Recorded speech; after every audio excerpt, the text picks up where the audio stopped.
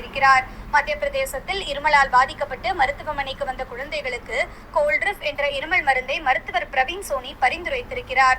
இந்த மருந்து தமிழ்நாட்டின் காஞ்சிபுரத்தில் உள்ள ஸ்ரீசிங் பார்மாசூட்டிகல்ஸ் என்ற நிறுவனத்தில் தயாரிக்கப்பட்டிருக்கிறது.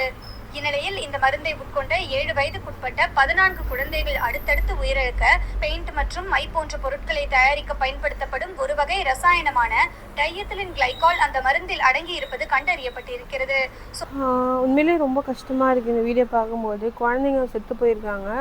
ஸோ ஒரு குழந்தைங்க சாப்பிட்ற மெடிசனில் கூடமா அந்த மாதிரி இது பண்ணுவீங்க? பணம் சம்பாதிக்கிறதுக்கு எவ்வளோ வழி இருக்குது. அதை விட்டுட்டு இந்த குழந்தைங்க சாப்பிட்ற ஃபுட்டில், ஸ்நாக்ஸில், அப்புறம் அந்த மாதிரி மெடிசனில் தான் இப்போ கலக்காமல் இருந்தீங்க. மெடிசன்லேயும் ஸ்டார்ட் பண்ணிட்டீங்களா? இப்போதைக்கு இந்த நாட்டில் வந்து எதுவுமே சரியில்லாமல் தான் இருக்குது. ஃபுட்டெல்லாம் இருந்தாலும் சரி, மெடிசனாக இருந்தாலும் சரி, எதுவுமே நம்ம உடம்பு நம்ம தான் பார்த்துக்கிற மாதிரி இருக்குது. இவங்களெல்லாம் நம்பவே முடியல. என்ன கலக்கிறாங்கன்னே தெரிய மாட்டேங்குது.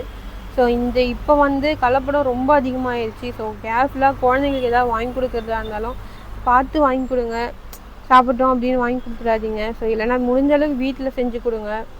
அதுக்கப்புறம் மெடிசன் முடிஞ்ச அளவுக்கு ஹாஸ்பிட்டலுக்கு போகாத இருக்கிற ஒரு லைஃப் ஸ்டைலை வாழ பழகிக்கோங்க.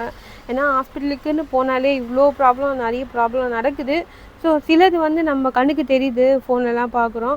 சிலது வந்து எவ்வளோ தெரியாமல் மறைச்சிடுறாங்க, அதெல்லாம் நமக்கு தெரியுது கிடையாது. ஸோ முடிஞ்ச அளவுக்கு ஹாஸ்பிட்டலுக்கு போகிறத அவாய்ட் பண்ணிக்கோங்க. வீட்டில் ஏதாவது வைத்தியம் பண்ண முடிஞ்சால் பண்ணிக்கோங்க. ஸோ வைத்தியம் நிறைய இருக்குது. நிறைய டாக்டர் சொல்கிறாங்க. சோம்பு, சீரகம் அதெல்லாம் வச்சு நிறைய டிப்ஸ் சொல்கிறாங்க. ஸோ அதெல்லாம் ஃபாலோ பண்ணுங்கள். நீங்கள் அந்த டேப்லெட் எடுக்கிறதுக்கு பதில் இது எடுத்தாலுமே ரொம்ப பெஸ்ட்டு. என்ன கொஞ்சம் குணம் ஆகிறதுக்கு கொஞ்சம் டைம் எடுக்கும், அவ்வளோதானே. நம்ம ஒரு ப்ராப்ளம்னு சொன்னால் 100 ப்ராப்ளம் வர அளவுக்கு நமக்கு ட்ரீட்மெண்ட் கொடுப்பாங்க. ஸோ முடிஞ்ச அளவுக்கு ஹாஸ்பிட்டலுக்கு போகிறதுக்கு தவிர்த்துக்கோங்க. குழந்தைங்களுக்கு இரும்பல் ஏதாவது வந்துச்சுன்னா வீட்டில் ஏதாவது பண்ண முடிஞ்சால் பண்ணி கொடுங்க. ஸோ யூடியூப்பில் போடுங்க, நிறைய பேர் நிறைய சொல்லியிருப்பாங்க, அதெல்லாம் ஃபாலோ பண்ணிக்கோங்க. ஹாஸ்பிட்டலுக்குன்றது போகிறத வந்து அவாய்ட் பண்ணிக்கோங்க. ஏன்னா இங்கே எதுவுமே சரியில்லை. அங்கே கலப்படம் பண்ணி இங்கே கலப்படம் பண்ணி இப்போ குழந்தைங்க சாப்பிட்ற மெடிசன்லேயே கலப்படம் பண்ண ஆரம்பிச்சிட்டாங்க. ஸோ எங்கே போய் நிற்க போகுதுன்னு தெரில. இதெல்லாம் இன்னும் எத்தனை மெடிசனில் கலப்படம் பண்ணியிருக்காங்கன்னு நமக்கு தெரியல. அதெல்லாம் ஃப்யூச்சரில் தான் தெரிய வரும். ஏன்னா கலப்படம் பண்ணுறது வந்து உடனே வந்து நம்மளால் கண்டுபிடிக்க முடியாது. போக போக தான் அது தெரியும். யாராக இருந்தாலும் சரி, மக்களுக்கு வந்து நல்லதுன்ட்டு அப்படின்னு நினைக்க மாட்டுறாங்க. நம்ம எப்படி காசு சம்பாதிக்கிறது, நம்ம எப்படி செட்டில் ஆகுறது அப்படி தான் பார்க்குறாங்களே தவிர இது மக்களுக்கு நல்லது, இது மக்களுக்கு கெட்டது, இது விற்கக்கூடாது, இது தடை பண்ணணும் அப்படின்லாம் யாரும் பார்க்கறது கிடையாது. ஸோ நம்ம தான் பார்த்துக்கணும்.